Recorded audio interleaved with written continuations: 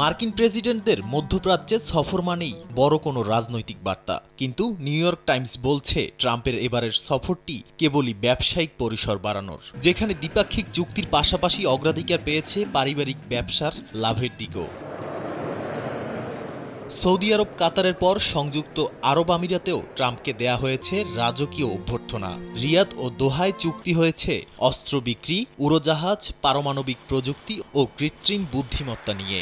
ঘোষণাও এসেছে $1 ট্রিলিয়ন বিনিয়োগ পরিকল্পনার। কিন্তু ট্রাম্পের এই সফরে বৃহস্পতিবার পর্যন্ত ছিল না কোনো কূটনৈতিক উদ্যোগ।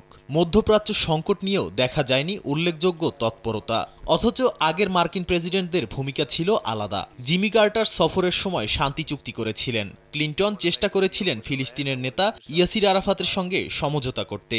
ওবামা চেয়েছিলেন মুসলিম বিশ্বের সঙ্গে যুক্তরাষ্ট্রের সম্পর্ক নতুন মাত্রায় নিতে। নিউ ইয়র্ক টাইমসের বিশ্লেষণে বলা হয়েছে, উপসাগরীয় অঞ্চলটিতে বিশাল সম্পদের নিয়ন্ত্রণ করেন কেবল কয়েকজন নেতা। এজন্যই বাণিজ্যের পরিসর বাড়াতে মধ্যপ্রাচ্যকে বেছে নিয়েছেন ট্রাম্প। লাভজনক করছেন পারিবারিক ব্যবসাকেও। বিভিন্ন গণমাধ্যমের প্রতিবেদন অনুযায়ী এরই মধ্যে সৌদি তহবিল থেকে ট্রাম্প জামাতা কুশনারের কোম্পানি পেয়েছে $2 বিলিয়ন।